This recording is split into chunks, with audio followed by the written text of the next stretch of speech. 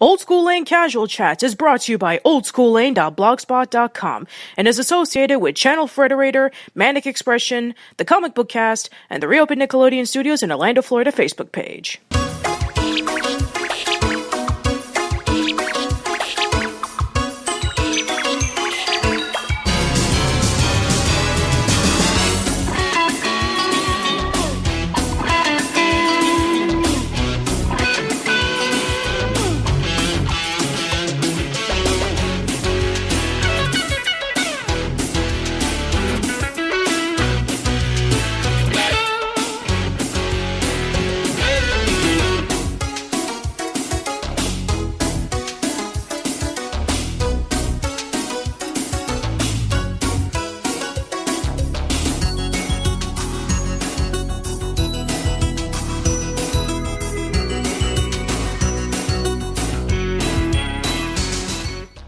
Hello everyone, welcome to a brand new episode of Casual Chats. I am Patricia and I'm here with a very special guest.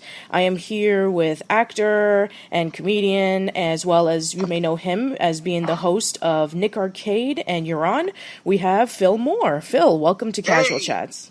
Thank you very much, Patricia. You know what, I always give a big round of applause when I talk to somebody and they drop in the show You're On. You're On is that Cinderella show that I did that no one seems to know about, but every now and then I come across somebody like you that goes, "Oh yeah, he did You're On also." Yes. Nick Arcade was awesome, but it was funny because You're On, it's really weird. I had more fun at times hosting You're On because I knew what I was doing. Well, I think also because there's a lot more people, and because you were able to interact with the audience and with the whole group of people and traveling around Universal Studios, I think that makes it a lot more fun. It does. It was, when I first, Nick Arcade literally was the first thing that I had ever done on television, period. I went from doing stand-up comedy, and then I was doing audience warm-ups for the various shows that were shooting in Orlando at the time. Lots of TV shows were shooting at the Disney MGM studios and at the Universal sound stages. And so when I was doing stand-up, they wanted somebody that could come in and keep the crowd all pumped in between taping. But the first standing in front of the camera thing ever was Nick Arcade. So it's just funny because it was new. That was a new gig. I was stepping into new waters. By the time we got to You're On, I'd done, Nick Arcade. I'd done a film. I'd done, commercials. I'd done guest appearances on other, people's shows on Nickelodeon. I'd done 2 national tours and all of the Nick Take Over Your Schools and Big Help. So by the time we got to You're On, I just had so much fun. And you're right, the audience, the people being able to interact. But then it's the idea of just knowing what it was I was doing. I wasn't learning the craft. I was just being myself within the job, and so it was so much fun to do. But kudos to you for remembering You're On. Absolutely. So it's funny because not only were you just starting off as stand-up, but even before you did stand-up, you also were kind of like working in tech with AT&T. Yeah. It was one of those funny things where I just went back to Baltimore, my hometown, and was sitting around talking with a lot of my childhood friends. And we were all kind of sitting back, kind of patting our parents on the back for having raised us not to be creepified weirdos. and we were all talking about, when we were younger, what we thought we were going to be, each of us. Not ourselves, but what the other one was going to be. And I was looking at a buddy of mine, and I said, I always knew that you were going to do this that you do, and another friend of mine was like, I always knew that you were going to do this. But everybody across the board looked at me and went, we had no idea you'd ever do what it is you were doing. They thought I was going to be like a science guy.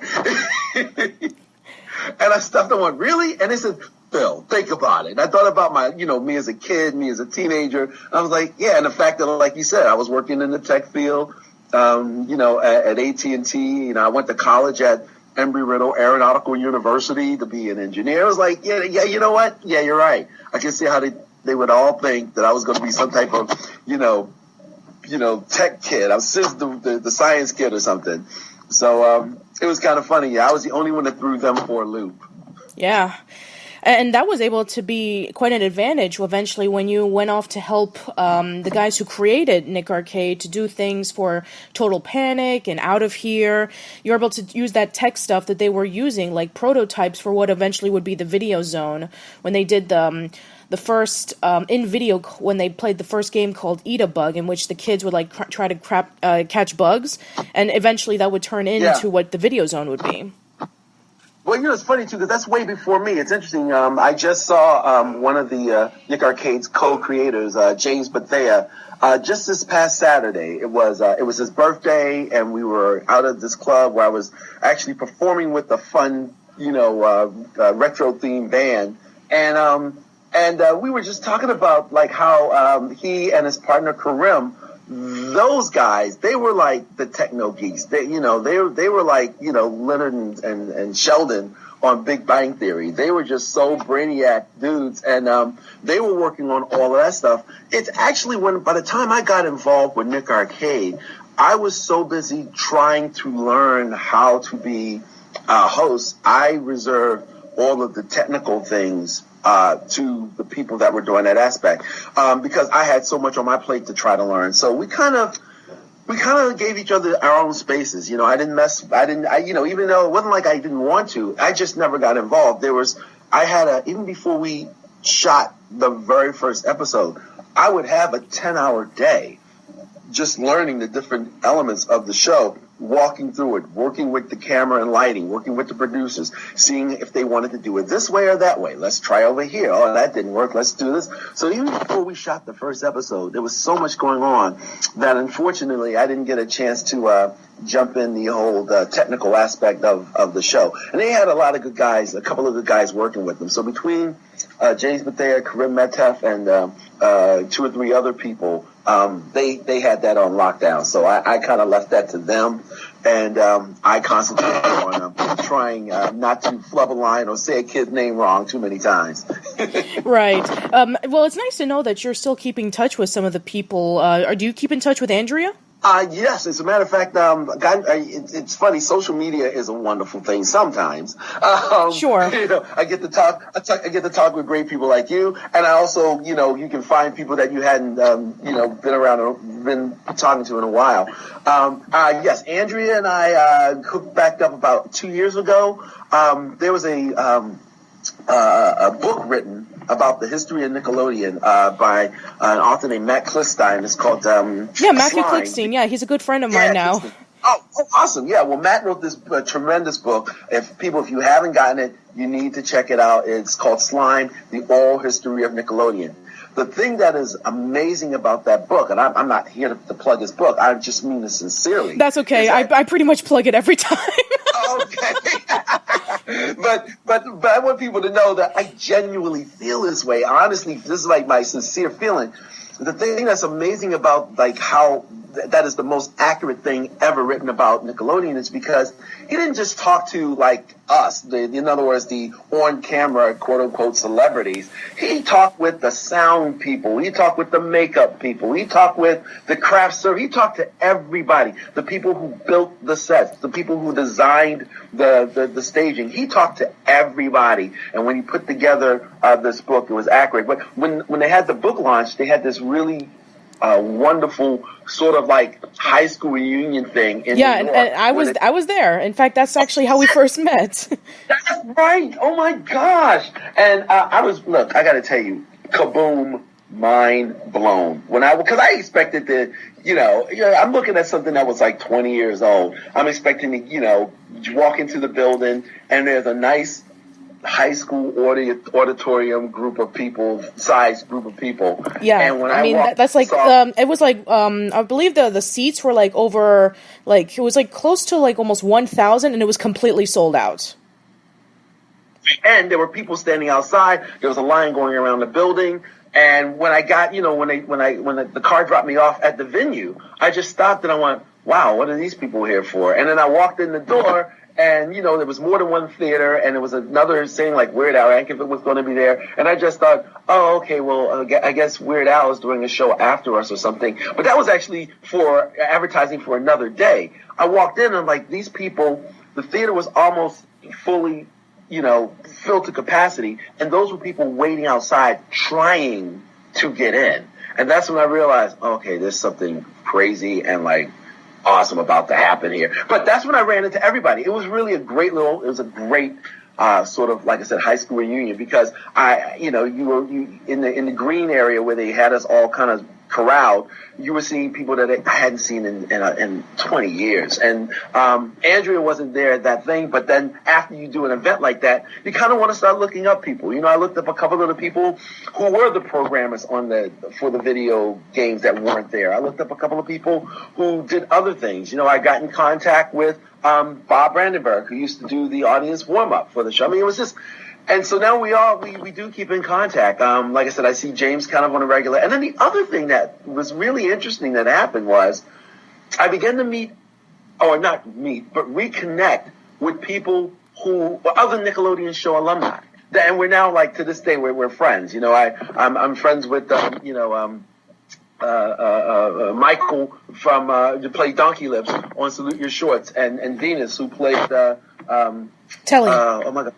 On the show, and Kirk Fogg and I had been doing the last year. It was almost like the Phil and Kirk show, because Kirk, of course, with Legends coming back, and then we did a special with Jeff Supton, who took over the new Figure It Out, and we did a thing on his website where Mark Summers, Kirk Fogg, and I got together, and it was like, reunion of the hosts. And it's like, oh my gosh, you're reconnecting with these people, you're connecting up with the old people. I mean, I went by a few times to Donnie Jesco Dojo. He runs a dojo.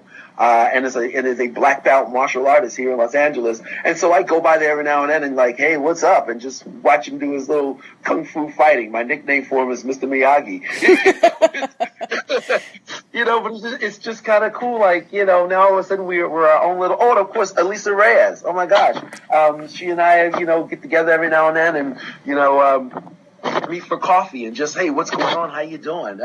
So it's kind of cool that, people who I just saw in passing when I was working on the show, because we were all just crazy busy doing our own shows.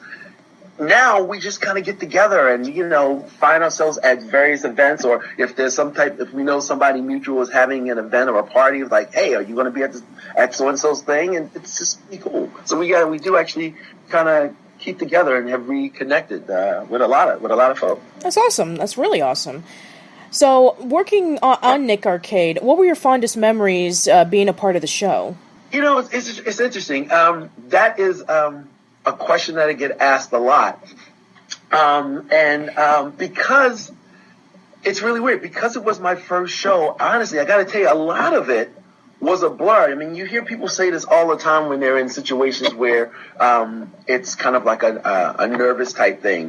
People who may have been involved in an accident, and they, you talk to them later on and go, what was going through your head when this was happening? And they kind of go, really, it was a blur. I don't remember. I just remember driving, and then I woke up and I was on a gurney, that kind of thing. I remember the kids a lot because when we weren't shooting, whenever we had like a break for, a technical thing, or there was a commercial break or something, if I wasn't going over something that they needed me to just kind of review for when we came back, I would go and talk to the kids, because the kids were always nervous. They were more nervous than I was, and understandably so, because they're standing in front of a live studio audience, they're screaming and yelling, there's lights, there's cameras, there's a whole lot of things going on, and they were always more nervous than I was, and I could always see that. So the thing I remember most about the show was the kids. They were always different and unique personalities. It was kind of,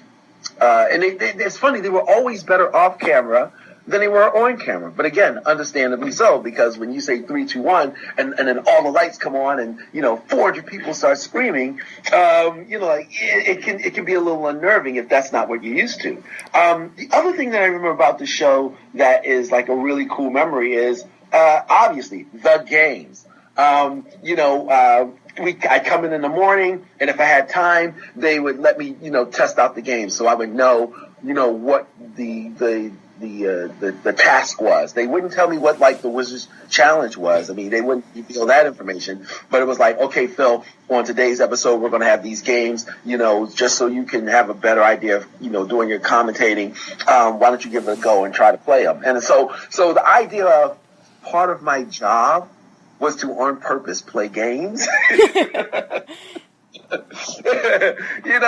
was sitting there with a controller in my hand, or every now and then they would set up a TV and a console in my dressing room, and they would load up the cartridge in there so I could, practice there instead of on the soundstage floor. And, people would walk in and I, sitting there in a nice comfy chair, my feet up on the coffee table, but hand on a controller. And, there's somebody going, hey, leave him alone. He's rehearsing. And it's like, yeah, I'm playing a video game. I'm playing Sonic 2 and it's part of my job. Yep.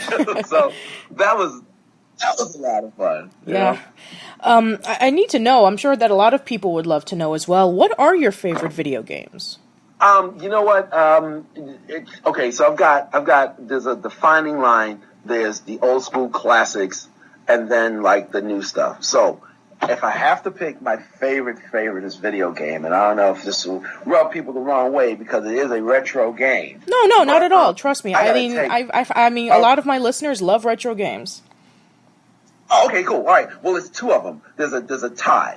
The first one is Star Wars Rogue Squadron, because the gameplay on that was insane. The way that the X-Wing flew, the way you could maneuver it. Even when you got to this moment where you had the bombers sometimes, there's a round where you actually have to release the tow cable and fly around the AT-AT and make it fall, and you have to do it right, because if you didn't, you would either crash into it or you would hit the snow. I mean, the gameplay on that game, being as old as it was, or is, was just phenomenal. And I wish that they would do a version of the game now where they wouldn't change or add anything to it, just improve the graphics with 2017 graphics, because the gameplay as it was, exactly like it was darn near Star Wars shoot 'em up perfection. The other game is another OG one, and that's Super Mario Kart. Because it's one of those, it's got its own little sense of really awesome family nostalgia. A lot of fathers and sons go out and they go fishing. Every now and then you see the dad and the son working on the car. My son and I would sit down and we would play Super Mario Kart, and that was because even though he was a toddler, but this guy's eye-hand coordination was insane. And here I am, this grown man hosting a TV show about video games, and before I would leave to go to the studio, I just got my butt handed to me by a 3-year-old. But that was one of our things, and hitting the boxes, and then hoping you get the right thing, and all the different places. The rain, oh my gosh, it was just, man, playing that game, going around the tracks. Rainbow World. Oh my gosh, driving off the edge into the abyss. The Rainbow Road is one of the more popular tracks in all the Mario Kart games. At least every single Mario Kart, there has to be a Rainbow Road. Got you. You got to do it, yeah, because if you don't, it will be rioting in the streets with pitchforks. Exactly. So those two are my all-time classic. I guess I have to throw in there just as a good old nod, the original Star Fox. Oh yeah, good one. Oh my gosh! And here's something else that's interesting. Before I get to my modern favorite games, one of the coolest things about working on the show was the video game manufacturers would send us, meaning the producers, the executive producers, and myself, the various games that they had coming out. We get prototypes even of games before they were even available for the public to buy, because they wanted us to try it. And of course, because if we featured it on the show, for a gaming company, it's like a free commercial. Yeah, the most infamous prototype is the Sonic 2 prototype. Exactly. We had Sonic 2 on before you could buy it. But here's the mic I'm about to drop on you right now. Karim Metef co-creator of Nick Arcade got sent the prototype to Star Fox 2. Whoa. I know, right? I know. Now, here's the thing. I like to say that in a weird kind of way, Star Fox 2, of course, never got released here in the States. But I like to think that if we had a third season of Nick Arcade and featured it on there, I think that if the company saw the overwhelming response that I know would have happened, that game would have been mass marketed. But that would have been huge. Come on. That would have been insane. But we never got a third season. That was one of the things that they were talking about, because they plan ahead of time. Like, okay, what games are we going to have? Let's take a look at what people have coming out. And, of course, the executive producers would take a look at the various prototypes they were sent. And, they would that brain trust would be figuring out what they were going to do next. But it never came to pass. A third season never came to pass. Ergo, Star Fox 2 never got featured on our show. Therefore, Star Fox 2 never got released in the United States, mass-produced for America. So, Nickelodeon is responsible for America not getting Star Fox 2. Well, I mean, to be fair, Star Fox 2 was never released anywhere. I mean, it was canceled pretty much so nobody got Star Fox 2, so that's a shame. Exactly. It was real, but I tell you what, it was an awesome game. It really was. I mean, the one that he has is written all in Japanese, but it does. Who cares? You don't you know what they're saying. Yeah. Who cares? And gameplay, and like I said, they followed the same pattern and format. It just took you on different missions. So yeah, sure. It was awesome. It was awesome. Okay, so modern wise, I'm into all the Batmans. It's kind of funny, the Arkhams. Definitely. All of the Arkhams. And here's another little personal little favor of mine.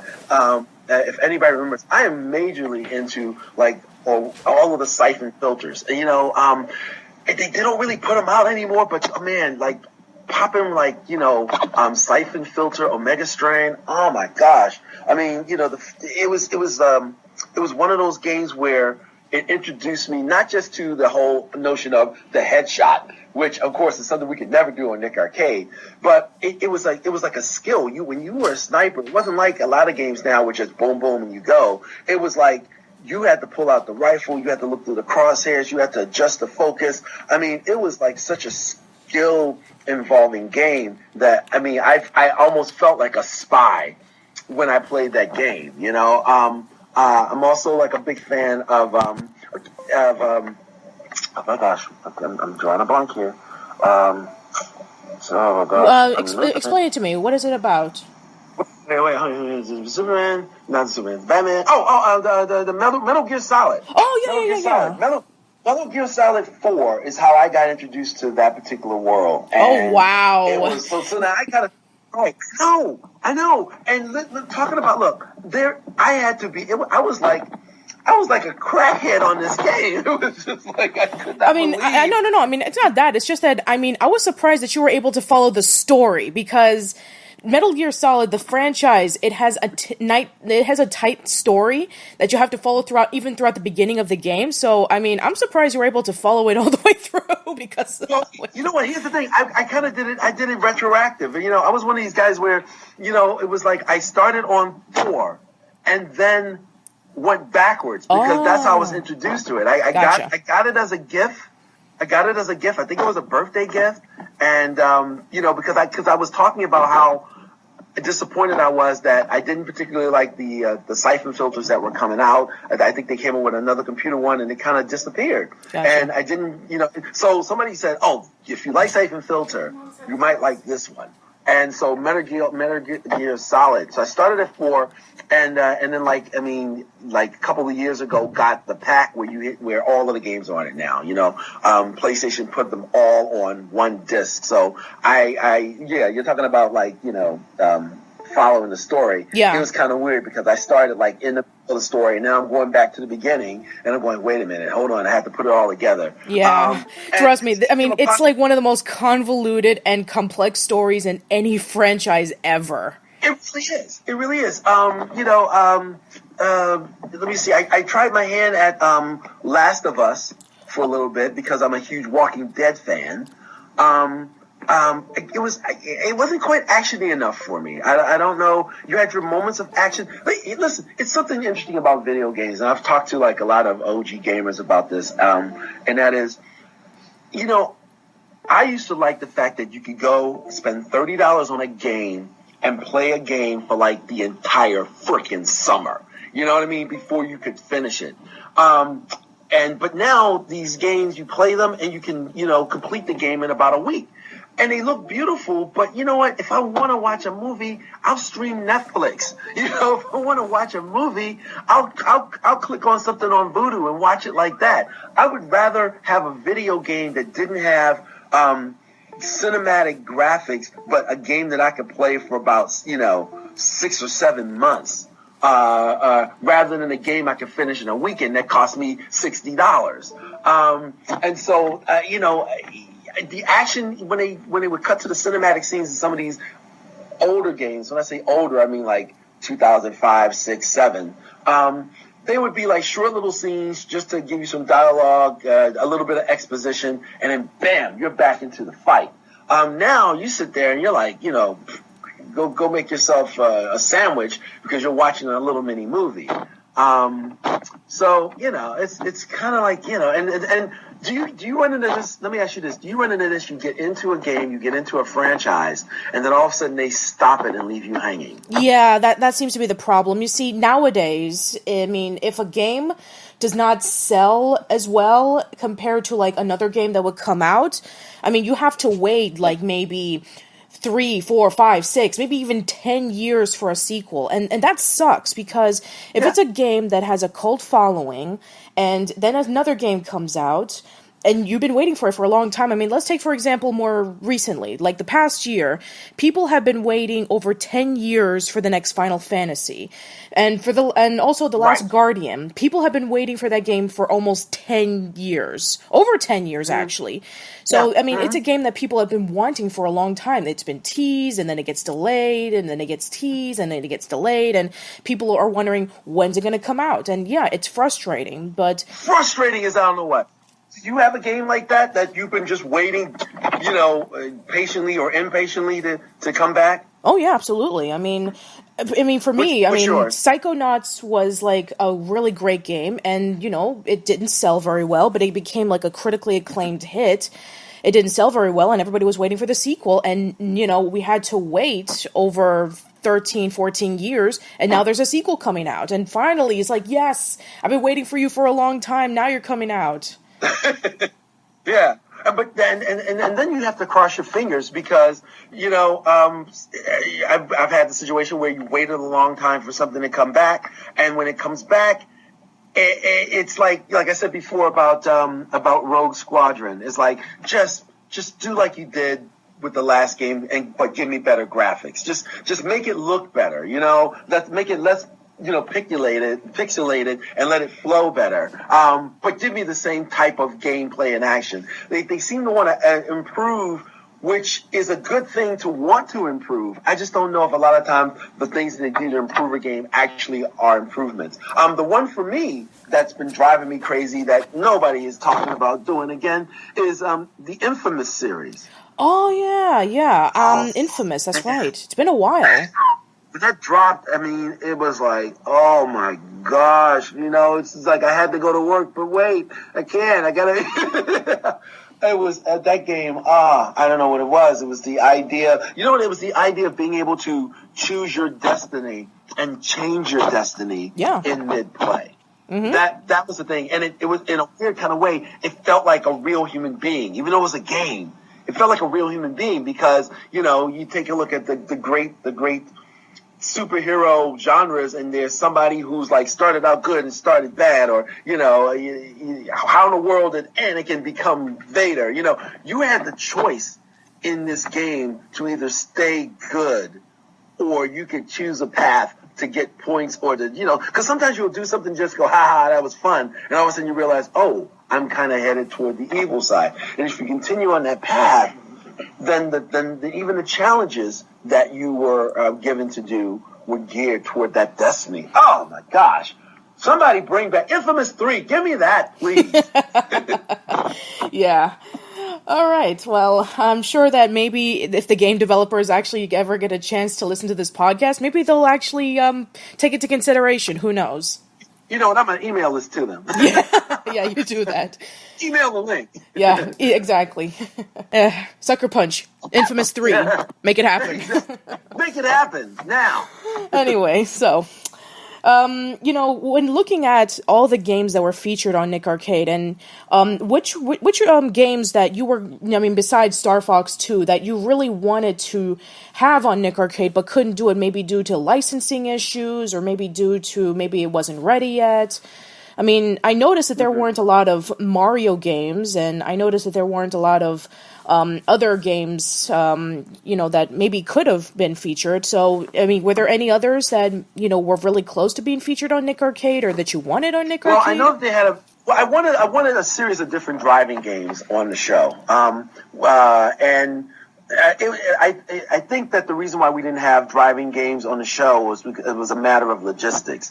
Number one, it would require a different type of console, and because of the shooting schedule of the series, it took a long time to change out anything. I mean, it sounds like it would be an easy thing to do, just unplug the game and just roll one out and roll one in. But these are all connected to somebody who's patched it through a different master board so they could set what the challenges were and they could start it up exactly where they wanted. I mean, they manipulated the programs so that they could, start it where they wanted, set the challenge like they needed it, so that the game play for the TV show would do what we needed it to do. So it wasn't just an easy thing of just unplug the arcade console, roll that out, and roll another one in. And so we shot like 4 shows a day, 4 shows a day, 4 days a week, sometimes 5 days a week. And so the turnaround with respect to the studio audience and the length of time of the fantastic crew's workday, you couldn't purposely do something that was going to automatically put like a 2-hour additional time because you wanted to swap out a game. The other thing was, I think if I'm remembering correctly, one of the guys said it was a little more difficult to get into set the various challenges on driving games. I like driving games. I mean, I didn't mention it in when we were talking about favorite video games, but when they came out with that Need for Speed Black Edition for PS2, Need for Speed Most Wanted, I got the Black Edition for PS2. I ended up getting the Need for Speed Most Wanted when it came out again for PS3, but it didn't play the same way. There were some elements that were exactly the same. I used to love the pursuit. I used to love being chased. I used to love the element of having to cause carnage and then hide from the cops. That was really a cool element. But it just seemed like it was a difficult thing for them to do, or it was more challenging than the time allotted that we had. So, if anything, I wish we could have gotten, some of the driving games on there. I mean, I wish we could have gotten Mario Kart on there. I'm playing it at home, but I can't have it on the show. We can't do, any of the games that involve having a steering wheel or, maneuvering a car around a track because of, I guess, because I don't even know why. I don't even want to try to speculate as to why. I just knew that there was some difficulty in doing it. So if anything, I like driving games, and I would like to have had a bunch of driving games on the show. Oh, sure. Right. That would have been fun. If it was Gran Turismo, make sure by the time within 30 seconds you've accumulated X amount of score. So that means how many cars you passed, the speed you were going, that kind of thing. There's a lot of different ways we could have done it. And of course, if you get hit, if you have an accident or whatever, that adds that takes off your time, sure, which then makes it even more challenging. Even like I said, even with something like Gran Turismo, I didn't care. I just really wish that there was a way to have gotten some driving games in there, because I do like driving games. Yeah, that would have been fun. I do like driving. All right. Okay, so you were talking about like getting in touch with all the people who worked on the show, as well as all the other people who worked on all the other Nickelodeon shows. Has any of the people who ever approached you saying, "Hey, I used to be a contestant on Nick Arcade"? Yes. There was, okay, well, first of all, there was I've run into two people, one famous, one not famous. There was a gentleman, and he was at the thing in New York. And he came to me, we took pictures, and he was a contestant on the show. And when he told me his name, and I looked past his beard, because that's the other thing that's kind of weird, the contestants and even the fans, when I was, I was in Nickelodeon for 10 years. So all the fans were kind of like, get down on one knee and say hello, or, I had to, crouch down a little bit to, give hugs and that kind of thing. Now they pick me up and spin me around because they're grown-ups. They're 29 years old. And so I had to look past his beard, but I recognized who he was. And so we had a great little moment in New York just talking about his experience on the show. The other person was Joey Fatone. I don't know if you know Joey Fatone. I was actually one of the producers over at G4 on the show X-Play. It's kind of funny how the circle of life kind of went around. The very first job that I had ever done, on TV was hosting a game show about video games. And at that particular point, it was like 2013, I think, 2014. I just sat at my desk one day and went, wow, the first job in television I ever had was a video game show. And here I am now. My current job is producing shows on the video game channel. And it was like an amazing kind of moment. But the G4, Style Network, and E! Entertainment are all in the same building. We share the floor space. We share the studio space, the sound stages, the whole 9 yards. So Joey Fatone had come in to do an episode of The Soup with Joe McHale. And so I'm walking through the hallway, and I see this guy sitting in a room, and I back up. And it was amazing because I'm ready to approach him to go, hi, Joey, I don't know if you remember who I am. Before I get it out of my mouth, he went, Phil Moore! I was like, oh my God. That was like a cool little moment. We sat down and we talked about stuff. And the funny thing was, I had seen him, but I wasn't able to get over to talk to him on one of my first gigs at G4. They used to have the Batman live show, and it came to the Staples Center here in Los Angeles.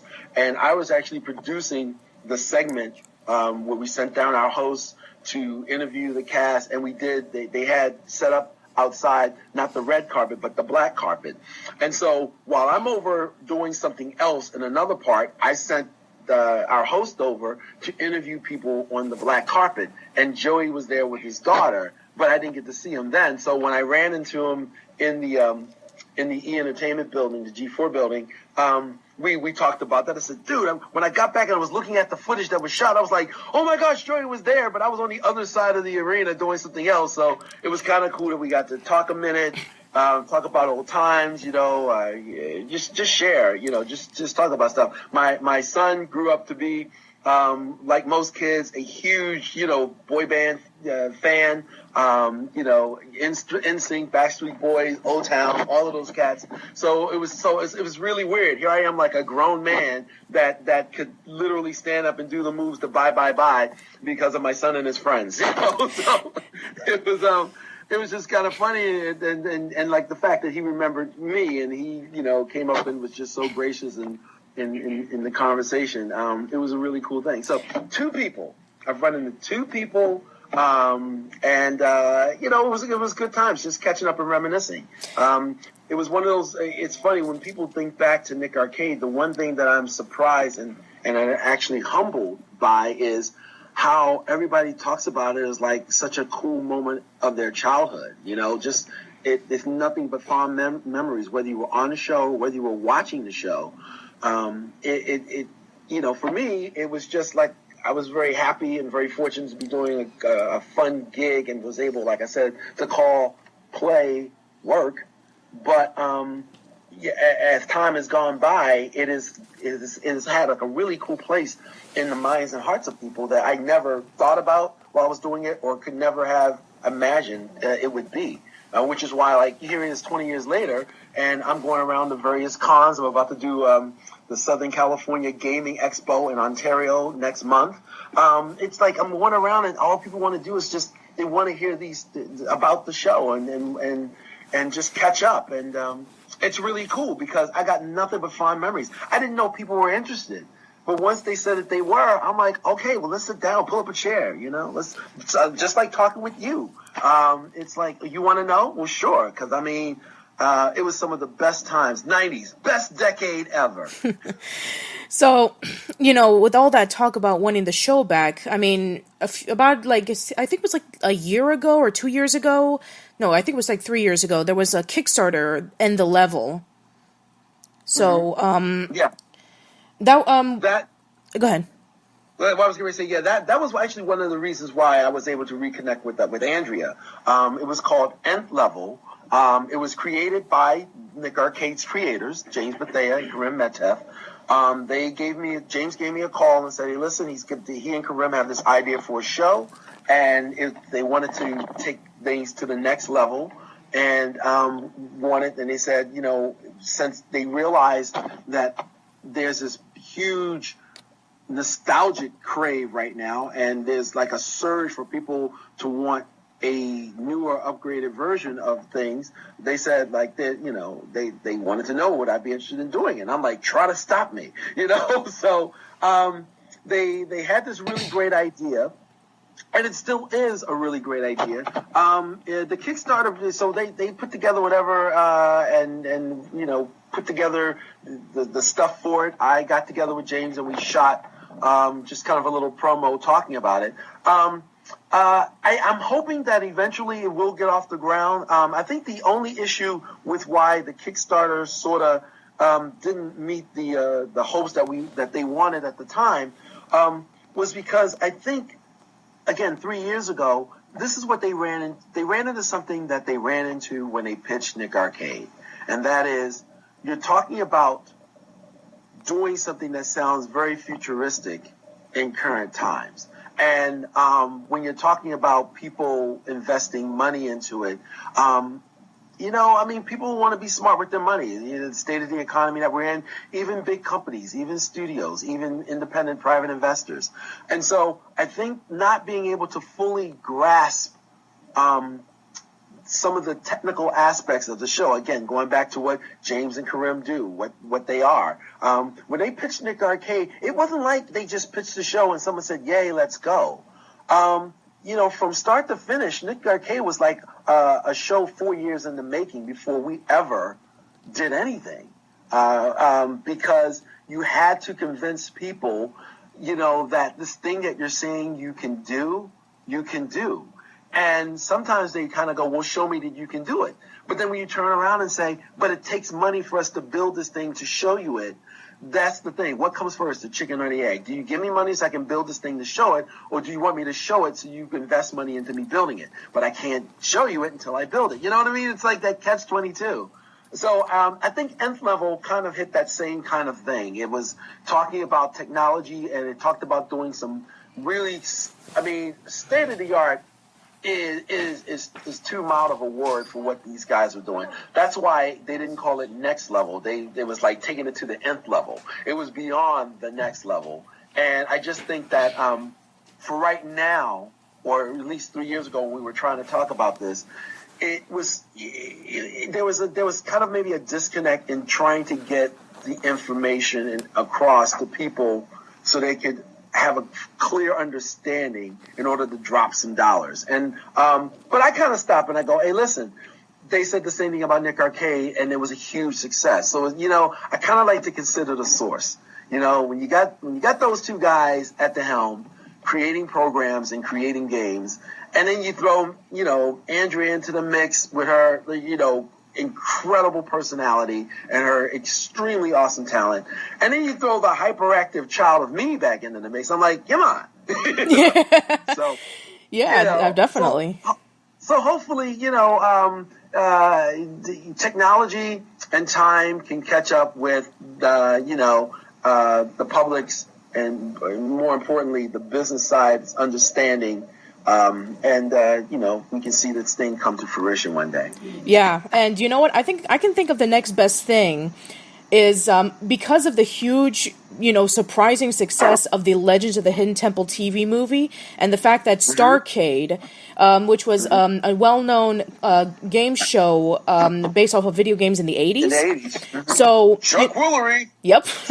I think that maybe Nick Arcade can have a bigger chance than ever. I mean, I'm telling you, the moment that the Legends of the Hidden Temple TV movie came out and it became really successful, the one thing that everybody commented on when they said, what's going to be the next TV movie? They all said, I want to see a Nick Arcade TV movie. That is, you know what? That's exactly what I was, noticing also. Everything on social media, everything on Twitter. It was like, their YouTube shows that I subscribe to and watch on the regular, that have like thousands and thousands of subscribers and viewers.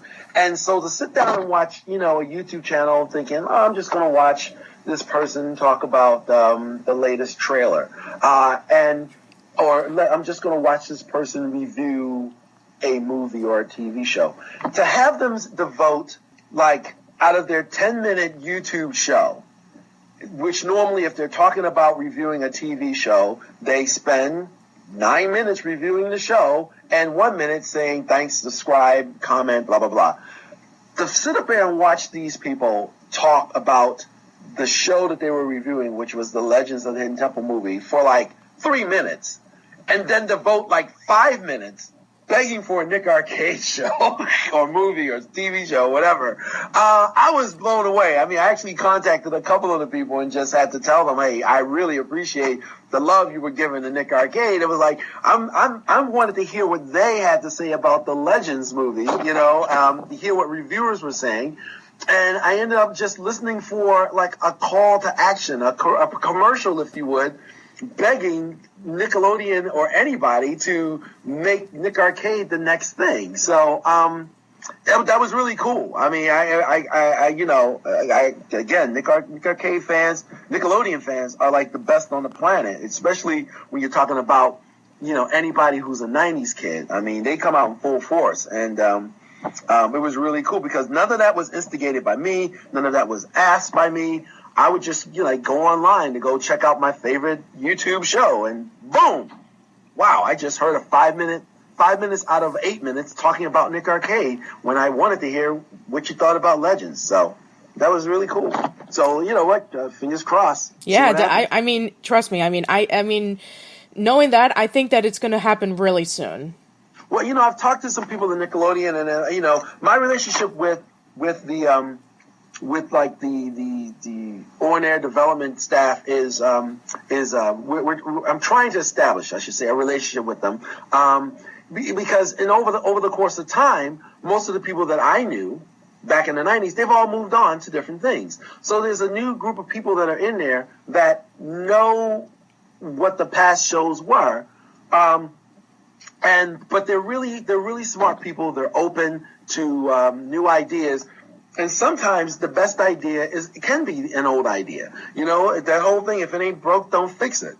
And they're really smart people. So, I've had an opportunity to have some meetings with them, talk about certain things, express my views on things, get a sense of the network's direction and ways that they want to develop and things that they're looking to do. And so I just want everybody to know that I've talked to them. We've sat down and had meetings. We've sat down and had lunch. And so they know how I feel. They hear what the public is saying.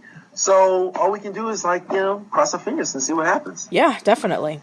All right, I think we can wrap things up. So, Phil, why don't you plug and promote your stuff? Well, listen, right now I'm doing a whole bunch of little things. But I tell you, first of all, if you want to follow me on Twitter, it's my name, PhilMore, the number 4, and the letter U. So it's Fillmore for you. So if you want to follow me on Twitter, hook me up there. I also have a Facebook page that's Fillmore. I have a private one. People go to the fan page because honestly, I try to have like a Clark Kent Superman existence. Other than that, I am going across the country as co-host of the Let's Make a Deal live tour. So if you check and see something advertising that, they also the same company that does Price is Right now. They do all of those game shows on TV. They also do live versions of the stuff. And coming up next, the next time you can see me, if you happen to be in the SoCal area or near it, it is the Southern California Gaming Expo. It's in Ontario, California. And man, I should have had this ready. I think it's the 4th and the 5th of February. It's a Saturday and a Sunday. Let me take a look here. It is the 4th and the 5th of February this year. It's going to be a whole bunch of gaming people there. It's going to be a lot of people from YouTube there. Game Chasers are going to be there. Pat Conte, the NES Punk, is going to be there. Andre the Black Nerd is going to be there. I'm going to be there. It's going to be an amazing 2 days to sink your feet into everything video gaming. So come and check us out. Awesome. Well, thank you so much for joining us, Phil. I really do appreciate it.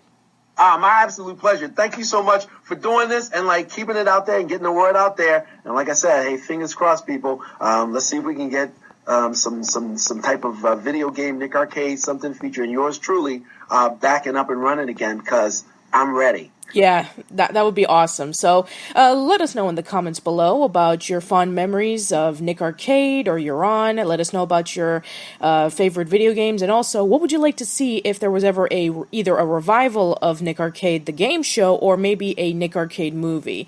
So that's it. Hope to see you around soon, and thank you for listening.